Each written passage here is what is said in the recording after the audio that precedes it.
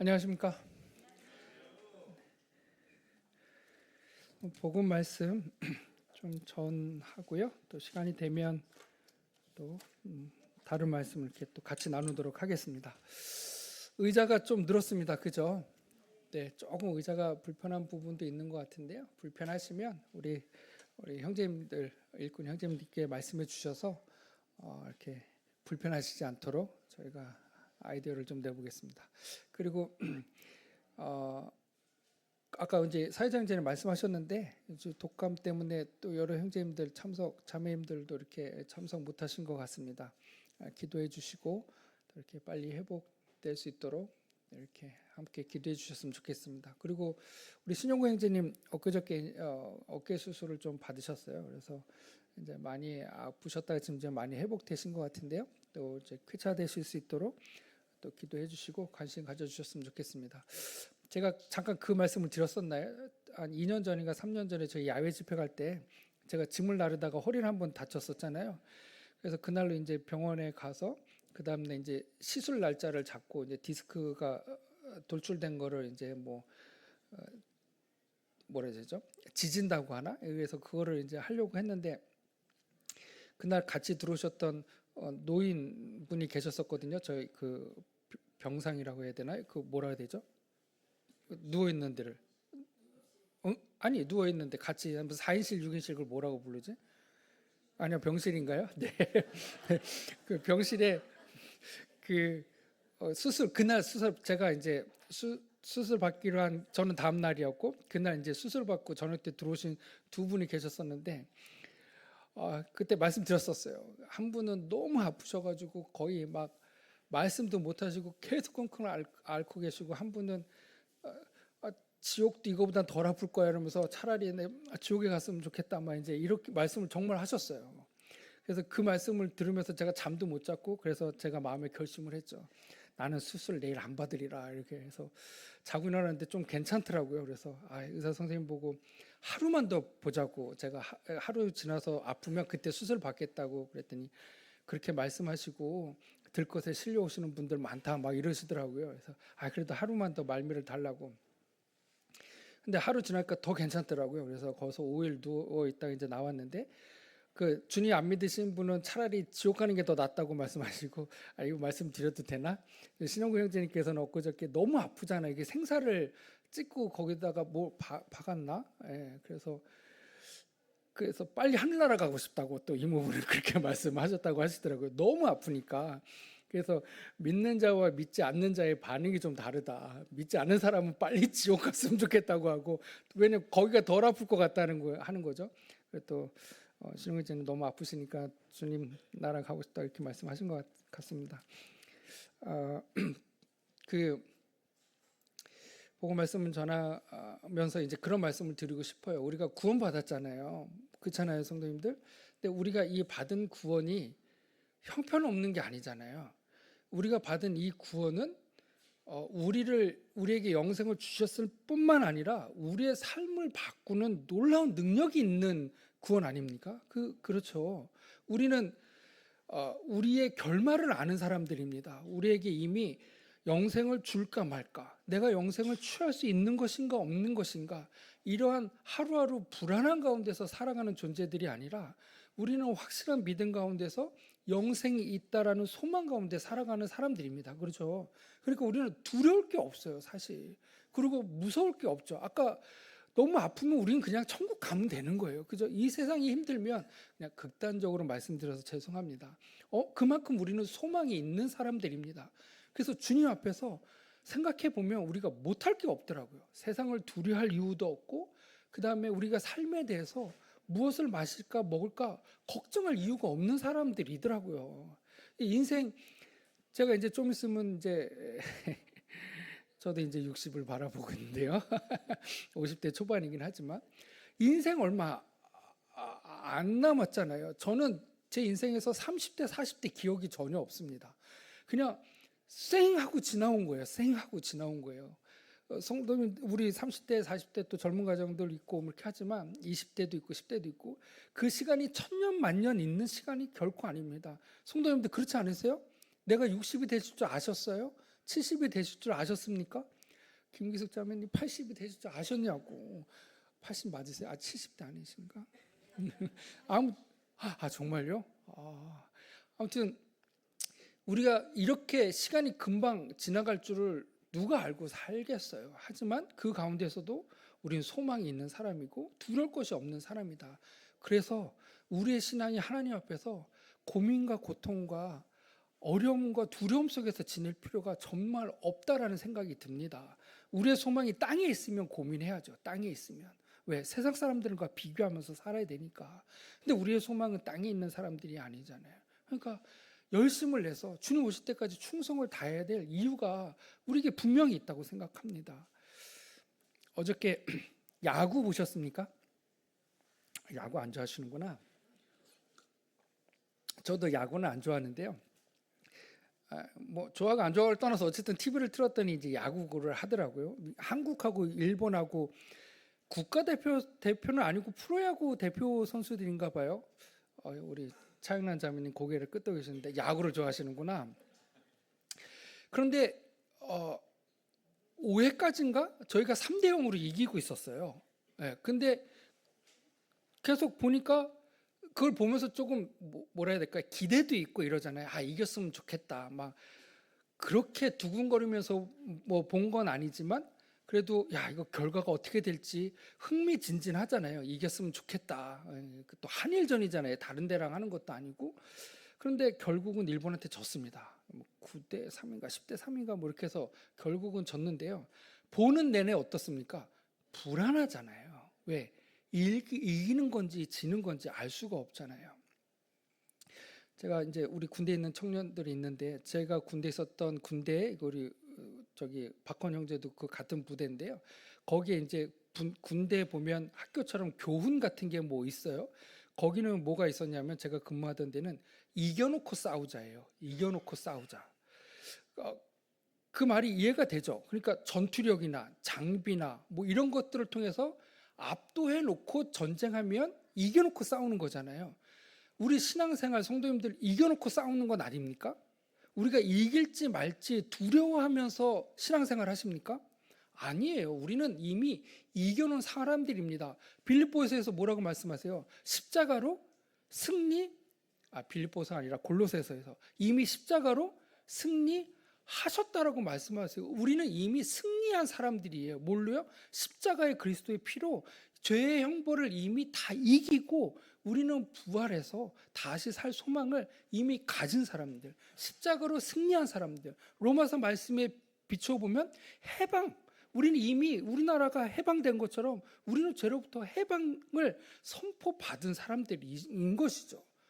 우리는 이겨놓고 싸우는 사람들입니다. 조마조마하면서 신앙생활 할 필요가 없는 거죠. 조마조마하면서 TV를 봐야 될 이유가 없습니다. 이길까 질까? 이길까 질까? 우리는 이미 이긴 사람들인 것이죠. 그러나 많은 사람들이 하나님을 믿는다고 하지만 여전히 조마조마하는 거 아니겠습니까? 내가 지옥에 가는 건가? 내가 천국에 가는 건가? 내가 여전히 선하게 살아야 되는 건가? 내가 여전히 의롭게 살아야 되는 건가? 하나님이 나를 미워하시면 어떡하지? 내가 봉사하지 못하면 어떡하지? 이런 두려움 가운데서 살아가는 사람들이 얼마나 많습니까? 그럼에도 불구하고 우리는 올바른 복음과 성경에서 전하고 있는 이 생명의 말씀을 믿고 있는 사람들이기 때문에 십자가로 승리된, 죄로부터 해방된 그 의미들을 우리는 아는 사람들이잖아요. 믿고 있는 사람들이고, 그리고 죄로부터 우리는 거듭남을 받은 사람들이고, 우리는 이미 우리의 시민권이 하늘나라에 있기 때문에 나는 어디를 가든지 결국은 하늘나라에 간다라는 이 소망이 우리들에게 있는 사람들인 것이죠. 우리 이름이 생명책에 기록된 것처럼. 그래서 그러한 소망 가운데 우리가 TV를 보듯이 나는 어떻게 되는 거지? 이렇게 고민하면서 살아가야 할 필요가 없다라고 이렇게 생각이 되어집니다.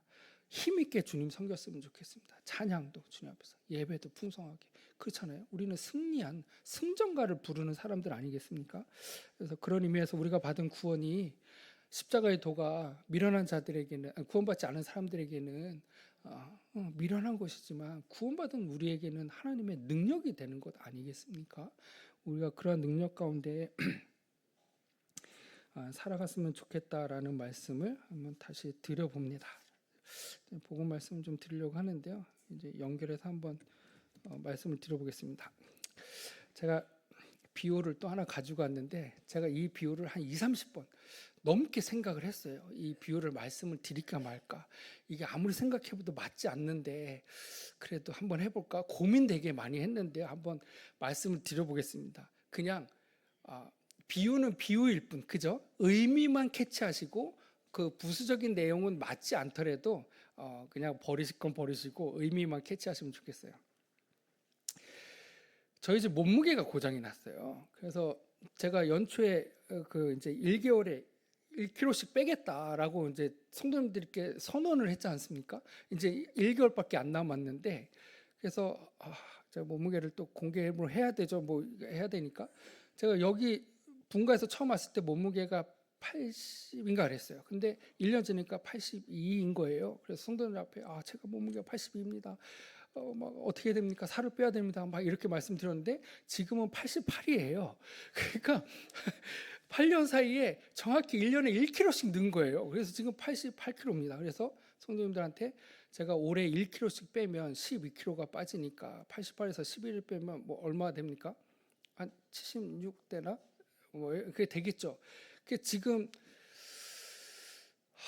아무리 노력해도 안 되더라고요. 먹는 걸 조절을 안 하니까. 그런데 제가 약속을 지켰습니다. 제가 방금 뭐라고 말씀드렸습니까? 우리 집에 몸무게가 고장이 났잖아요.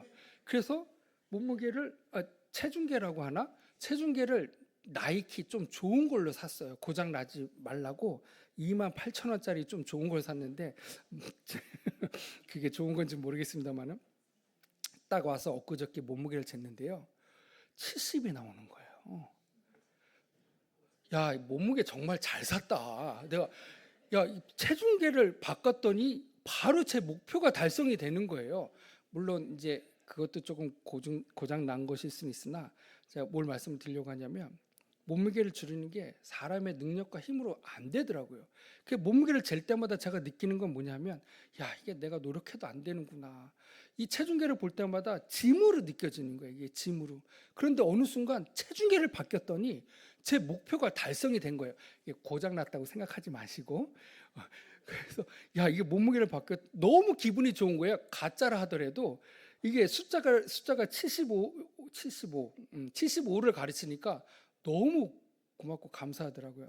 그러면서 제가 생각난 게 이게 구원이 이와 같지 않은가라는 생각을 했어요. 율법이라는 거는 너가 죄인이야 이 사실만 알려주잖아요. 이 몸무게는 너가 몸무게 많이 나가 이렇게 표현하면 좀 그런데 아무튼 너가 노력해서 달성할 수도 있겠죠. 근데 예를 드는 겁니다. 예를 드는 거. 노력해서 달성할 수 있지만 이 체중계는 너는 할 수 없어. 너는 스스로 할 수 없어라는 것을 계속 보여주고 있던 것 같아요. 율법도 그와 같죠. 그런데 이 제 몸무게를 다는 이 제 죄를 측정하고 죄를 다는 이 율법을 하나님의 은혜로 바꿨더니 거봐, 너가 안 되지? 너가 달성할 수 없으니까 내가 해줄게. 내가 몸무게 숫자를 0이라고 얘기해주면 되잖아. 내가 몸무게 숫자를 75라고 얘기해주면 되잖아. 너가 할 수 없으니까 내가 해줄게. 체중계를 바꿨더니. 그래서 이게 율법과 하나님의 은혜가 아닌가. 율법으로는 내가 할 수 없구나. 도달할 수 없는 짐과 같은 걸 느꼈지만 예수님의 은혜로 그냥 와. 내가 너 몸무게 나간다고 안 해줄게. 내가 너 죄 없다고 해줄게. 나만 믿어. 라고 하는 것이 정말 필요한 것이 아닌가. 그래서 바꾼다는 의미, 개혁한다는 의미가 그것이 아닌가 이런 생각이 들어요. 몸무게를 내가 스스로 줄이려고 했지만 되지 않는 이것들. 죄를 내가 스스로 없애고 내가 스스로 옳게 되려고 노력했지만 오히려 더 가중되는 것만 느꼈던 그 율법과 같은 그 체중계가 이제는 하나님의 은혜로 내가 너를 아예 기억하지 않을게. 몸무게를 내가 너 죄를 아예 기억하지 않을게. 나로부터 시작되는 구원이야. 너로부터 시작되는 구원이 아니라 나로부터 시작되는 이 구원을 마음에 믿어라고 주님이 말씀하시지 않았나 이런 생각이 들어요. 그래서 지난번에 이제 누가복음 15장 이제 16장 이렇게 보면서 16장에 보면 그 불의한 그 청지기가 나오나? 예, 그래서 그 내용이 뭐냐면 보시죠. 네. 제가 머리가 안 좋아서 늘 기억하려고 하지만 잘 안 됩니다. 누가복음 말씀인데요. 사실 오늘 누가복음 말씀 좀 교제하려고 합니다. 누가복음 16장입니다. 16장. 불의한 옳지 않은 청지기, 그래서 불의한 청지기라는 말이 나오는데요.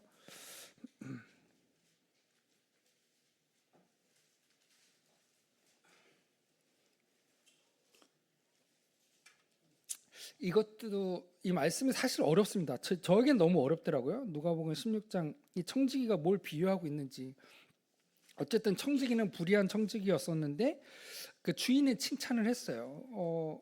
16장 8절에 보면 주인이 이 옳지 않은 청지기가 일을 지혜롭게 하였으므로 칭찬하였다. 근데 이 청지기가 일을 지혜롭게 한 내용이 뭡니까?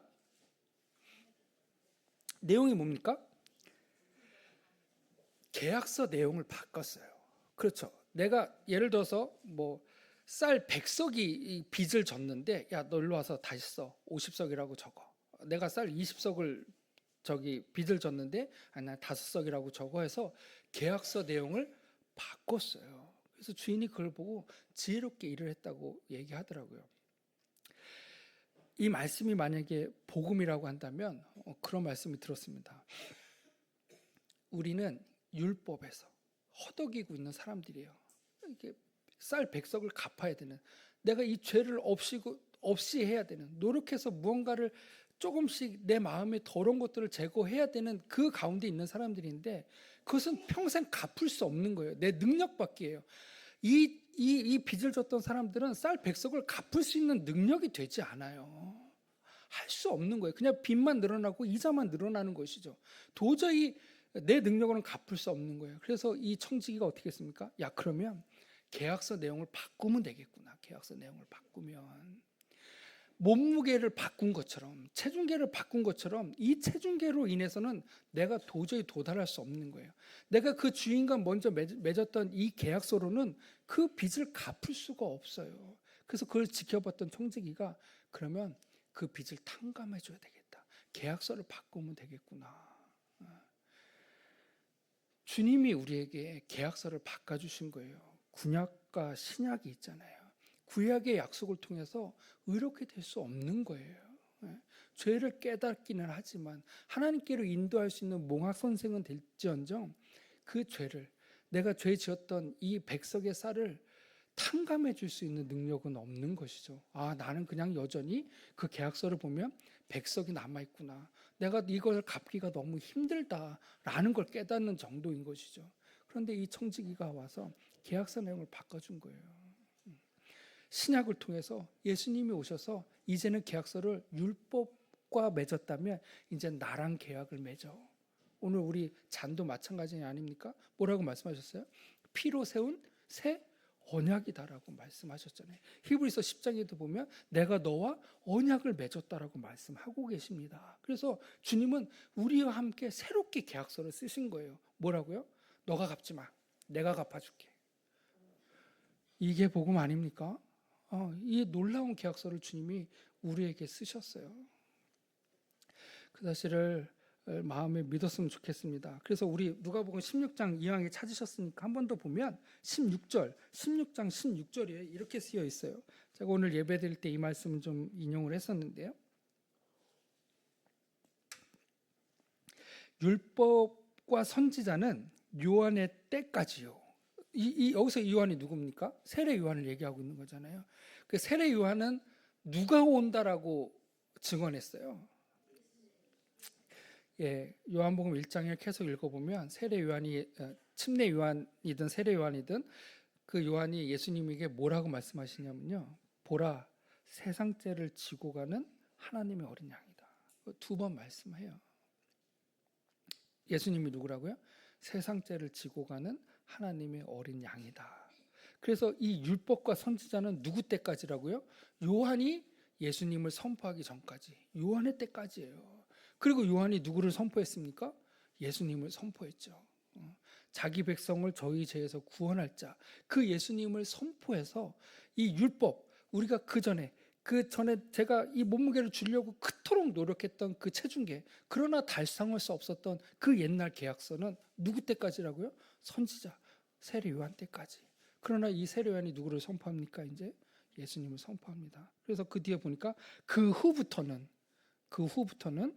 하나님의 나라의 복음이 전파되어 사람마다 그리로 들어간다라고 말씀하고 계십니다. 그래서 그 이후에 새로 맺은 계약이 지금 누구라고 말씀하시는 거예요? 예수 그리스도를 통해서 이제는 어디를 들어갈 수 있다는 거예요? 하나님 나라에 들어갈 수 있는 그것이 뭡니까? 복음이다. 예전에는 그 율법을 통해서 하나님의 나라에 들어가려고 부단히도 노력했지만 율법으로는 그 의의를 하나님의 의의를 이룰 수 없다라고 선포하셨고 예수 그리스도를 통해서 그 아들을 믿는 믿음으로 말미암아 이제 하나님의 나라로 침입할 수 있다라고 우리에게 선포하고 계십니다. 새로운 계약을 맺으신 거죠. 예수님 우리와 함께. 근데 그 계약이 뭡니까? 너 여전히 살 빼. 너 여전히 죄 짓지 마. 이게 아니고요. 너 못했으니까 내가 해줄게 라고 이렇게 말씀하신 것이죠.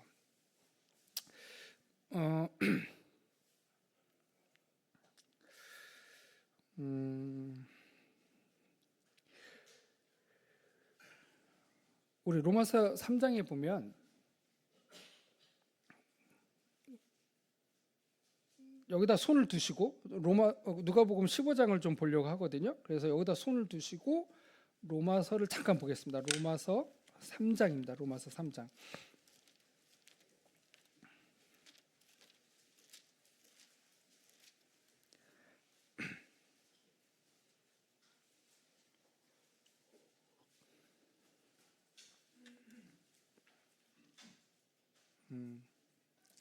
로마서 3장에 보면 차별이 없느니라 22절 볼까요? 22절. 로마서 3장 22절. 예수 그리스도를 어떻게 해서요? 믿음으로 말미암아 누구에게? 모든 믿는 자에게 미치는, 모든 믿는 자에게 주시는, 모든 믿는 자에게 도달할 수 있는 게 뭐라고요? 하나님의 의인이 차별이 없다 이렇게 말씀하세요. 이 차별이 없다라는 말씀을 어떤 형제님이 그렇게 교제하시는데 제가 너무 아멘이 됐습니다. 그 사도행전에도 보면 다 아시는 내용입니다. 사도행전 15장에 보면 야 그래도 할례를 행해야 돼라는 거 이제 갑론을박이 막 있었어요. 예루살렘 교회에서. 그래서 사도바 형제님이 거기에 이제 가가지고 이게 맞습니까라고 이제 물어보는데 베드로 형제님이 그때 뭐라고 말씀하시냐면 아니다 그렇지 않다. 성령 받는 이 일이 생명을 얻는 이 회개가 저나 우리나 구분하지 않았다라고 말씀하세요. 그 저나 우리나가 누구예요? 유대인이나 이방인이나 성령을 통한 구원, 생명을 얻는 회개를 통한 이 구원이 하나님이 구분하지 않았다라고 말씀하세요. 구분하지 않았다. 근데 여기서 로마서에서도 동일하게 사도 형제님은 지금 뭐라고 말씀하세요? 이 하나님의 의가 누구에게 주시는 거예요? 믿는 자들에게 주시는 거예요. 믿는 자들에게. 만약에 이 하나님의 의가 우리가 구원받는 것이 예수님을 통해서 새롭게 맺은 이 계약이 믿음으로 되는 게 아니라면 거기에는 차별이 있을 수밖에 없겠죠. 그렇지 않나요? 만약에 거기에 행위를 따라서 우리를 준다고 그러면 아니면 우리가 선행을 통해서 구원받는다고 한다면 그것이 상식이라고 한다면 선행을 많이 한 사람이 구원받는 것이잖아요. 아파서 누워있는 사람이 선행을 어떻게 합니까? 그러나 하나님을 너무 사랑해요. 그런데 만약에 사고를 당해서 움직일 수가 없어요. 그럼 그 사람은 지옥 가야 됩니까? 하나님을 사랑하는데 그렇지 않다는 거예요. 하나님의 사랑은 차별이 없다. 차별이. 왜? 어떻게 주시기 때문에? 믿는 자들에게 주시기 때문에. 그래서 마음만 있으면 되는 거예요. 마음만. 믿을 수 있는 마음만 있으면 누구든지 다 어떻게 된다고요? 하나님의 의에 도달할 수 있는 것이죠. 그래서 복음이다. 그래서 차별이 발생하지 않는다. 그래서 유대인이나 이방인이나 구분이 되지 않는다라는 거예요. 사람의 마음이 구분이 됩니까? 얼굴색은 구분이 되죠. 황인종, 백인종 다 구분이 됩니다. 민족도 다 구분이 됩니다. 우리는 뭐 민족도 다 구분이 되잖아요. 그러나 이 외형으로 구분하지 않고 믿음으로 우리에게 구원을 주셨기 때문에 차별이 없는 그 사랑을 구원을 우리에게 주신 거예요. 그래서 지금 다시 누가복음으로 잠깐 넘어오셔서 다시 보면 이 누가복음 율법과 선지자 이것은 사람을 구분하는 구원의 메시지였다면, 그러나 그럼에도 불구하고 도달할 수 없는 것이었다고 한다면, 쳐다볼 수밖에 없는 것이었다고 한다면, 그 이후에 하나님의 나라의 복음이 전파됨으로 인해서 이건 실질적으로 우리를 구원하는 하나님의 능력이 되었다라고 이렇게 말씀하십니다. 자, 그러면 이제 15장 말씀 잠깐 볼게요.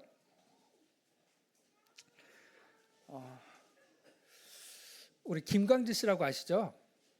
예, 우리 광진이 이 친구가 지금 맹장 수술을 받았어요. 폐가 너무 아파가지고 한 2주 전쯤에 입원을 해서 이제 지금 사랑병원에서 회복 중에 있는데요. 며칠 전에 이제 면회를 좀 다녀왔습니다. 예, 그 친구도 좀 말하는 걸 되게 좋아해요. 그래서 사람 만나는 것도 좋아하고, 그래서 우리가 갔더니 엄청 반가워하더라고요. 그래서 이제 막 이런저런 얘기를 하는데, 그 친구가 저를 보자마자 첫 마디가 뭐였냐면, 제가요 의사한테 살려달라고 애원하고 매달렸어요, 이렇게 얘기하더라고요. 왜 그랬을까요? 너무나 아프니까, 그리고 너무 죽을 것 같으니까 의사를 만나자마자 제발 저 좀 살려주세요 막 이렇게 간절하게 애원했다는 거예요. 이제 수술했잖아요. 조금 완쾌가 되니까 지금도 그 마음입니다. 지금도 그 마음이에요. 그랬더니 지금은 좀 마음이 많이 편해졌습니다, 이렇게 얘기하더라고요. 사람이 죽고 사는 문제가 발생하면 굉장히 간절한 마음을 갖게 돼요. 그렇지 않습니까? 성도님들 그런 경험 혹시 없으세요? 병실에 하루 이틀만 누워보면 우린 그 사실을 알고도 남음이 있습니다. 정말 사람이 아프면 의사를 찾아가고 의사한테 매달릴 수밖에 없어요. 왜? 내 생명에 이 살리고 죽이는 권한을 지금 누가 가지고 있는 거예요? 의사가 가지고 있으니까 의사를 의존할 수밖에 없어요. 그 사람이 매달릴 수 있는 사람은 의사밖에 없는 것이죠. 근데 주님이 뭐라고 말씀하십니까? 그래서 아픈 사람에게 의원이 필요한 거잖아요. 그래서 주님은 뭐라고 말씀하십니까? 내가 의인을 구원하러 온 것이 아니라 죄인을 구원하러 왔다. 왜? 아픈 자에게 의원이 필요한 것처럼 죄인에게는 누가 필요한 거예요? 예수님이 필요하다. 내가 죄인을 구하러 그래서 온 것이다. 그래서 광지자 씨한테 그런 얘기했어요. 맞다. 너가 죽는 그 두려움 때문에 의사를 찾은 것처럼, 왜? 의사가 생명을 다시 줄 수 있으니까, 너를 고칠 수 있으니까 우리 주님도 동일하다. 내가 죄인인 것을 깊이 깨닫고 내가 멸망받을 것을 정말 이 아픈 것을 자각하는 것처럼 내가 죄인이라는 사실을 자각하게 된다면 네가 하나님을 간절하게 찾을 수밖에 없다. 왜? 내 영혼을 살릴 사람은 하나님밖에 없으니까. 그 사실을 명심해라. 그 사실을. 내가 아팠을 때 이 아픔을 주님이 왜 주셨다고 생각하느냐. 그 사실을 깨닫기 위한 것이다. 내 목숨이 의사 손에 달려있는 것처럼 내 영혼의 멸망과 사는 것도, 내 영혼의 심판이냐 아니냐는 이 부분도 하나님 손에 달려있다. 그걸 깨닫게 하기 위해서 주님이 병을 주신 거기 때문에 이걸 분명히 가볍게 여기지 말라라고 교제하고 왔습니다. 우리 영혼을 살리실 분은 하나님밖에 없으신 거예요. 그 사실을 깨닫지 않으면 정말 하나님이 없다 하는 자는 정말 그보다도 더 미련한 자가 없는 거잖아요. 그 미련한 자는, 어리석은 자는 그 마음에 이르기를 하나님이 없다 하는도다. 제가 하나님 있다라는 증거를 몇 개 말씀드렸습니다. 그죠? 배꼽이 있다고 말씀드렸어요. 그리고 우리를 누구의 형상을 따라서 만드셨다고요? 하나님의 형상을 따라서. 우리가 존재하는 이 자체가 하나님이 계신 것을 증명하고 있는 것이죠. 우리가 하늘에서 뚝 떨어졌겠습니까? 만드니가 있는 것이죠. 만드니가. 그래서 우리 광지 씨하고 이제 그런 교제를 했는데 간절한 마음으로 병을 고치기를 원했던 것처럼, 살기를 원했던 것처럼 내 영혼의 심판자, 육신을 죽이는 자를 두려워하는 것이 아니라 이 뭐죠? 우리의 이 영을, 영혼을 죽이는 자를 두려워하라고, 죽이고 멸하는 자를 두려워하라고 했잖아요. 세상 사람들은 우리 영혼을 죽이는 자가 아니에요. 우리 육신적인 괴로움을 줄 수 있으나 영원한 형벌을 주는 사람은 아니죠. 영원한 형벌을 주는 이 주님으로부터 용서를 구하고 주님께 살려달라고 외쳐야 되는 것입니다. 왜? 우리는 영원한 형벌을 받을 수 있기 때문에, 믿지 않는 자들에게. 그래서 그 새로운 계약서를 주님을 통해서 발견하시고 맺었으면 좋겠어요. 그래서 누가복음 15장이 그 말씀인 것 같아요. 우리 누가복음 15장 돌아온 탕자인 거 다 아시죠? 예, 누가복음 15장은 탕자에 대한 내용입니다. 물론 이제 다른 말씀도 있지만 이 탕자에 대한 내용을 통해서 제가 또 하나 깨달은 게 있더라고요. 있었습니다.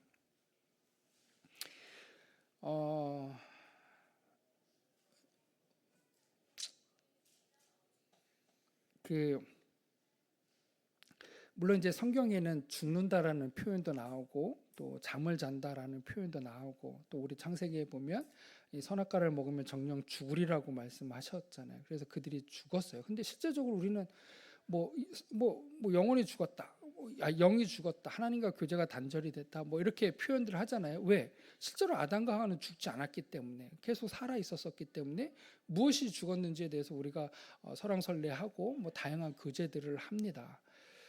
근데 여기 지금 누가복음의 탕자를 비유를 봐도 보면 이 탕자가 다시 돌아왔을 때 아버지가 뭐라고 얘기하시냐면 두 번이나 얘기해요. 뭐라고 얘기합니까? 이 내 아들은 죽었다가 다시 살았다라고 얘기하고 있어요. 그리고 내가 잃어버렸다가 다시 찾았다라고 말씀하세요. 그러면 이 탕자는 죽은 겁니까? 이 탕자가 지금 죽었다가 다시 살아났습니까? 아니죠. 그래서 제가 이 말씀을 읽는 순간에 정말 번쩍하고 생각이 났어요. 야, 우리가 말씀을 읽을 때 하나의 단편적인 내용을 가지고 이 사람이 영이 죽었다, 혼이 죽었다라고 말할 수 없구나라는 사실을 제가 깨달았어요.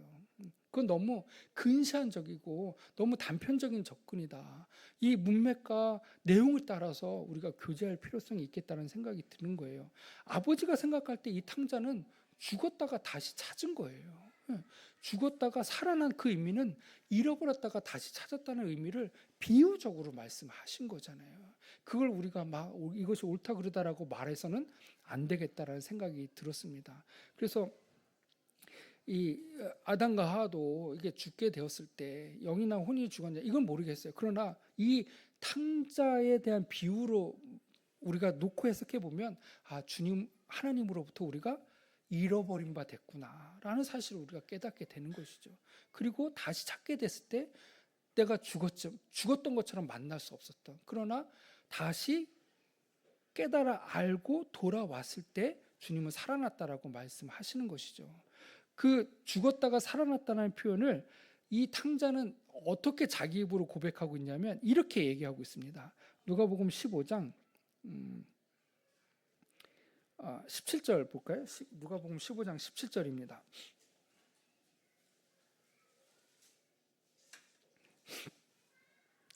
누가복음 15장 17절. 이제 분깃을 다 달라고 했어요. 앞에 보면 12절에 보면 둘째가 아빠한테 말아요. 아버지 재산 내게 다 줘요. 이렇게 얘기를 했어요. 근데 13절에 보니까 며칠을 못 돼서 그 재물을 다 탕진했어요. 그래서 이제 돼지 쥐염 열매를 먹고 있었습니다. 사람이 먹지 않는. 그래서 16절에 보니까 그러면서 이제 근근히 하루하루를 살아가고 있었던 것이죠. 저가 돼지 먹는 쥐염 열매로 배를 채우고자 하되 주는 자가 없는지라. 그나마도 구할 수가 없었어요. 그때 딱 든 생각이 뭐냐면 탕자가 17절입니다. 이에 스스로 돌이켜 가로되 내 아버지에게는 양식이 풍족한 품꾼이 얼마나 많은고 나는 여기서 줄여 죽는구나. 내가 일어나 아버지께 가서 이르기를 아버지여 내가 하늘과 아버지께 죄를 얻었사오니 20절 이에 일어나서 아버지께로 돌아가니라 이렇게 되어 있습니다. 이것이 구원이구나라는 사실을 깨닫게 했어요. 이것이 구원이구나. 그래, 내가 혼자 아둥바둥 살려고 노력했지만 내가 혼자 나가서 뭔가 세상에서 성공하려고 했지만 되지 않는구나. 그런데 생각해 보니까 우리 아버지는 재산도 많고 종도 많고 정말 의리의리한 집에서 살고 있는데 내가 지금 뭐 하고 있는 것이지? 라고 내가 어떠함을 깨닫게 되는 거예요. 그래서 17절에 보니까 스스로 돌이켜 가로되 이런 회개의 과정이 필요한 것을 보게 됩니다. 그렇구나. 내가 스스로 몸무게를 줄이려고 하고 뭐 여러 가지 다 했지만 되지 않는구나. 그런데 생각해 보니까 우리 아버지는 풍성하신 분이니까 내가 아버지께로만 가면 아버지께서 내 죄를 다 인정하지 않고 하늘나라의 기업을 이을 자이고 내 자녀를 삼아주시고 하늘에 속한 모든 기업을 주신다라고 약속하셨는데 내가 왜 아버지를 떠나서 살고 있는 거지? 왜 내가 혼자 바둥바둥 살고 성공하려고 했었던 것이지? 라는 사실을 깨닫게 된 거예요. 그래서 아버지께로 돌아옵니다. 그러한 주님을 생각하시고 그러한 하나님을 만나셨으면 좋겠어요. 하나님은 우리를 구원하시는 분이신 거예요. 우리가 할 수 없는 일을 하시는 분입니다. 탕자는 그것을 깨달은 것이죠. 그래서 돌아왔습니다. 그때 이제 아버지가 그 말씀 하시는 거죠. 24절에 보니까 이 내 아들은 죽었다가 다시 살아났으니 내가 잃었다가 다시 얻었노라 하니 저희가 즐거워하더라. 그래서 니고데모의 그 요한복음 3장에 너가 거듭나야 되겠다 하라는 이 비유도 우리가 죄에 대해서 죽고 의에 대해서 사는 그런 어떤 부활의 또 어떤 물침례에 대한 그것도 의미를 담고 있겠습니다만은 또 탕자의 비유를 통해서 우리가 깨달을 수 있는 것은 뭐냐면 니고데모가 하나님께로 돌아오는 정말 이 하나님을 믿는다는 것이 무엇인지를 믿음의 고백을 할 수 있도록 인도하는 것도 잃어버렸다가 다시 찾는 과정이구나. 내가 죽었다가 다시 살아나는 과정이구나. 라는 사실을 깨닫게 됩니다. 이 종들한테만 또 이 탕자한테만 아버지가 그렇게 말씀하신 게 아니에요. 그 큰아들이 막 이제 불평을 좀 토로하니까 그 큰아들에게도 이렇게 말씀하십니다. 누가복음 15장 32절에 이 내 동생은 죽었다가 살았으며 내가 잃었다가 얻었기로 우리가 즐거워하고 기뻐하는 것이 마땅하도다 말씀을 하고 계십니다. 우리 주님의 마음은 99마리 우리 속에 있는 양이 아니고 길을 잃고 헤매고 있는 한 마리의 양, 잃어버린 양의 그 양을 찾아서 구원시키는 것이 하나님의 뜻이다라고 요한복음 9장인가요? 그래서 말씀하고 계십니다. 그 하나님의 뜻을 발견하시고 그 아버지 품으로 돌아오셨으면 좋겠어요.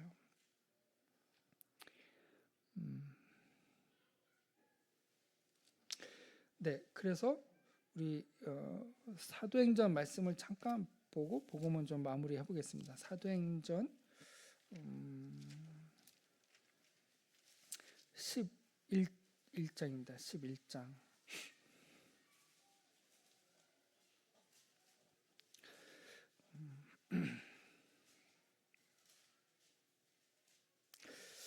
어, 18장 한번 보겠습니다. 18절. 11장 18절.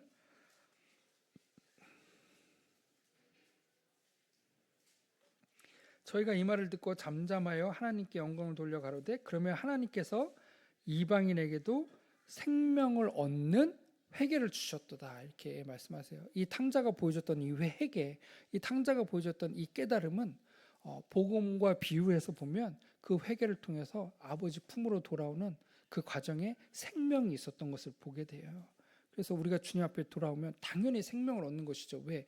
죄의 심판을 면하는 거기 때문에, 면하는 것이기 때문에 우리가 하나님 앞에 이 생명을 얻게 되는 것입니다. 그리고 그 복음이 이제 이방인들에게도 전파되어지고 있는 이 과정을 우리에게 설명해 주고 있어요. 왜요? 로마서 말씀처럼 차별이 없어야 되는 복음이기 때문에 그렇잖아요. 그리고 계속 볼까요? 아까 제가 베드로에 대한 예를 잠깐 들었었는데요. 13장 보면 여기 이제 베드로는 아닌데요. 사도 바울 형제님이 또 이런 말씀하세요. 13장 사도행전 13장 46절입니다. 46절. 이 사도 바울 형제님이 이제 복음을 전하러 다니고 계신데 희한한 일이 발생해서 정말 희한한 일. 우리가 이해하지 않았으면 좋겠습니다. 정말 희한한 일. 어떤 일이냐면 이 바울과 바나바가 이제 복음을 전하고 있었어요. 하나님을 믿어라. 그래서 46절에 보니까 제가 읽어보겠습니다. 중간부터 하나님의 말씀을 마땅히 먼저 너희에게 전할 것이로되 그러니까 유대인들에게 먼저 전했다는 거예요. 전했는데 너희가 버리고, 그 유대인들이 하나님의 말씀을 듣지 않고 버렸다는 거예요. 그리고 영생 얻음에 합당하지 않는 자로, 그 말씀을 믿지 않고 받지 않으니까 결과적으로 뭐가 나타나는 거예요? 영생을 얻을 수가 없는 거예요. 왜? 하나님의 말씀은 우리에게 영생을 주시는 거기 때문에. 그러니까 하나님을 믿지 않으니 당연히 어떤 결과가 나오는 거예요. 영생 얻음에 합당하지 않은 자로 자처하기로 그들이 어디로 향했습니까? 이방인에게로 향했습니다. 그리고 어떤 일들이 일어났냐면 48절, 이방인들이 듣고 기뻐하여 하나님의 말씀을 찬송하며 영생을 주기로 작정된 자는 다 믿더라라고 말씀하고 계세요. 이것이 복음입니다. 어떻게 해요? 믿는 자들에게 무엇을 주시는 것입니까? 영생을 주시는 것이 하나님의 복음인 것을 보게 돼요. 그리고 그들이 듣고 기뻐했습니다. 듣고 그 사실을, 그 말씀을 사실로 받아들인 것이죠. 그래? 내가 정말 믿으면 내 죄가 사함을 받는 거야? 내가 정말 아버지께로 돌아오면 아버지가 나를 금가락지 끼워주시고 살찐 소를 잡는 거 맞아? 내가 잃어버렸다가 찾은 그것으로 인해서 우리 아버지가 기뻐하시는 거 맞아? 이방인들도 하나님을 아버지라고 부를 수 있는 건 맞아? 라는 이 놀라운 기쁨들이 있는 것이죠. 그 기쁨이 우리에게도 동일하게 온 것을 보게 됩니다. 그래서 14장에 계속 읽어보면 이렇게 말씀하세요. 14장에 사도 바울님 계속 거기서 복음을 전하느니라 이렇게 말씀하세요. 계속 복음을 전했더니 어떤 일이 일어납니까? 9절, 바울의 말하는 것을 듣거늘, 마치 제가 복음을 전하고 있는 것을 우리 성도님들이 또 구도자분들이 듣고 있는 것처럼 들었다는 거예요. 바울이 주목하여 구원받을 만한 믿음이 그에게 있는 것을 보고 이렇게 말씀하세요. 우리 구도자분들 말씀을 들을 때 믿고자 하는 믿음을 가져주셨으면 좋겠습니다. 구하시면 주님이 주십니다. 그래서 복음이 그렇게 전파되어 주는 것을 보게 됩니다. 바울의 말하는 것을 듣게 되었을 때 사도 바울님이 주목하고 구원받을 만한 믿음이 그에게 있는 것을 보게 됩니다. 그래서 일어나 걸으라 했을 때 이제 그가 뛰어서 걷게 되는 그런 일들이 발생하게 되죠. 그리고 아까 15장 말씀드렸던 그 이제 뭐 할례를 받아야 된다라는 이 논쟁이 있었을 때 베드로 형제님이 이렇게 말씀하십니다. 15장 9절입니다. 15장 9절. 8절부터 한번 읽어보겠습니다. 15장 8절. 구원을 받을 때 여전히 행함이 필요하다라고 주장하는 분들이 있으셨었어요. 그때 이렇게 얘기합니다. 마음을 아시는 하나님이, 무엇을 아시는 하나님이라고요? 마음을 아시는 하나님이 우리에게서와 같이, 우리는 이제 유대인들을 얘기하고 있는 것이잖아요. 우리에게서와 같이 저희에게도, 저희가 누굽니까?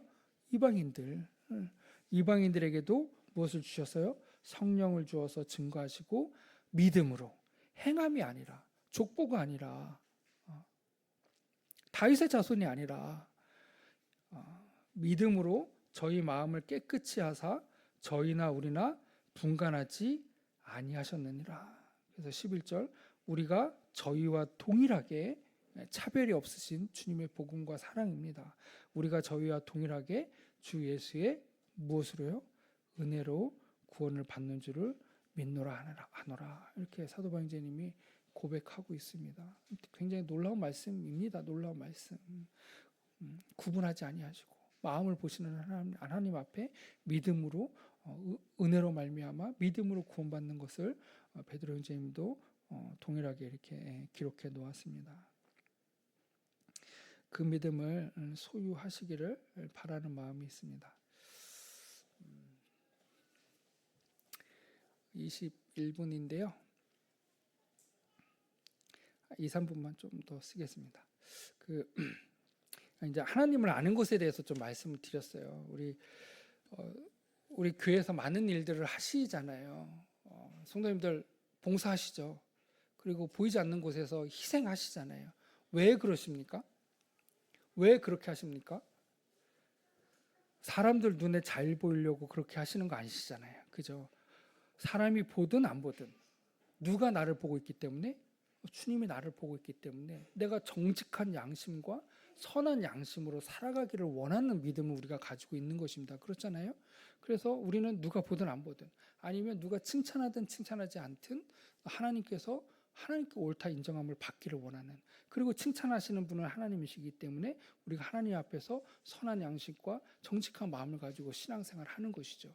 그랬을 때 주님이 봉사를 기뻐 받으시고 또 나의 보이지 않는 수고들을 주님이 기뻐 받으시는 것을 알기 때문에 이것이 우리가 주님을 섬길 수 있는 마음의 동기가 되는 것입니다. 그렇지 않습니까? 그리고 그러한 하나님을 우리가 알게 될 때, 그리고 그러한 하나님을 더욱더 알고 깨닫게 될 때 우리는 더욱더 주님 앞에서 덜 지치지 않을까 이런 생각을 해보게 됩니다. 그 말씀 한 구절만 좀 보고 그 간증이 우리의 간증이었으면 좋겠다라는 말씀을 한번 드려봅니다. 요한복음입니다. 요한복음 13장입니다. 요한복음 13장.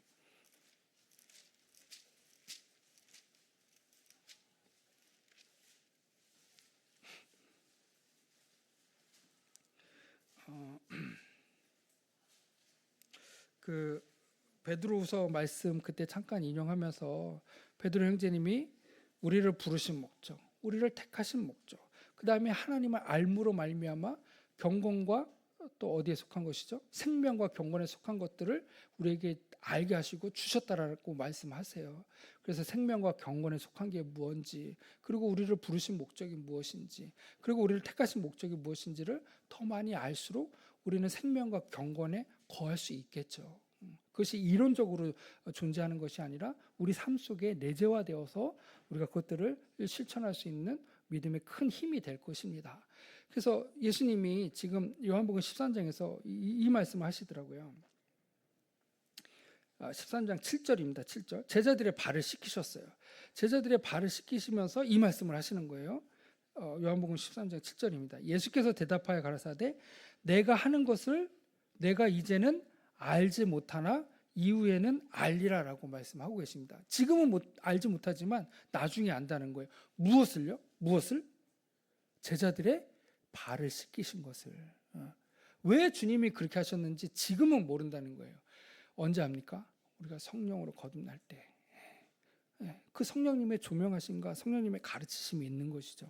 말씀을 통해서 주님이 왜 그렇게 하셨는지 깨닫게 하시는 거예요. 그런데 힌트를 주셨습니다. 힌트를. 그 뭐냐면 지금은 모르지만 나중에 알게 되는데 지금 알 수 있는 힌트를 주셨더라고요. 한번 보면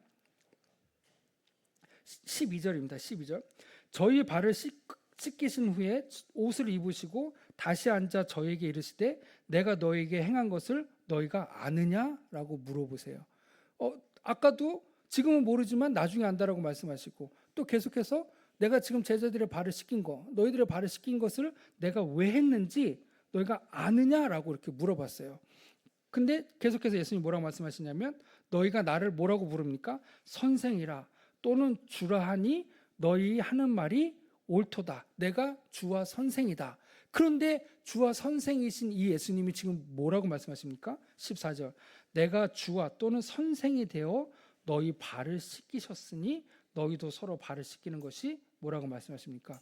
옳으니라 라고 말씀하세요. 옳으니라. 선생과 주는 발을 씻길 수 있습니까?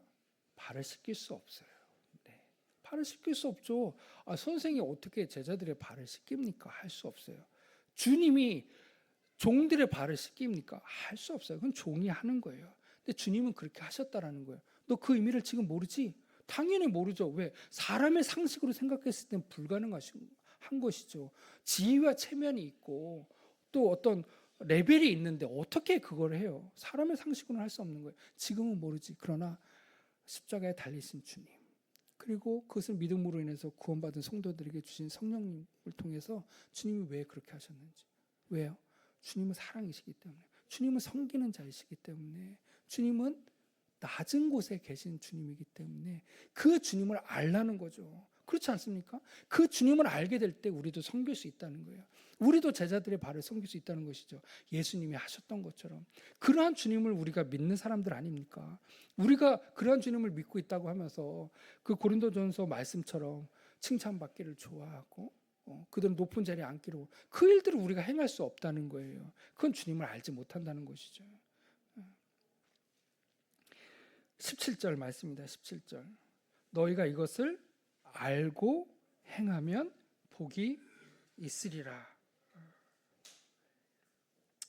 이렇게 말씀하십니다. 18절 계속 읽어보겠습니다. 내가 너희를 다 가리켜 말하는 것이 아니라 내가 누구에게 나의 택한 자들이 누구인지를 알미라. 주님이 이 일 하라고 우리를 택하셨다고 말씀하시는 거예요. 이것은 택함을 부른 자들, 부르심을 받은 자들만 알 수 있다는 겁니다. 근데 성도님들, 부르심 받은 자들 아닙니까? 우리 다 택하심을 받은 자들 아니에요? 하늘나라에 가는 사람들은 다 하나님의 특별한 부르심을 받은 자들이에요. 이걸 우리가 누려야 된다고 저는 생각합니다. 택하심을 자들이 누구인지를 알미라. 그러나 내 떡을 먹는 자가 내가 발꿈치를 들었다 한 성경을 응하게 하려 함이니라. 이렇게 말씀하셨습니다. 그래서 그 말씀에 우리가 다 순종하고 그러한 일들이 넘쳐나는, 그래서 정말 하나님을 잘 알고 있구나라는 이 간증들이 우리 가운데 넘쳐나기를 바랍니다. 감사합니다.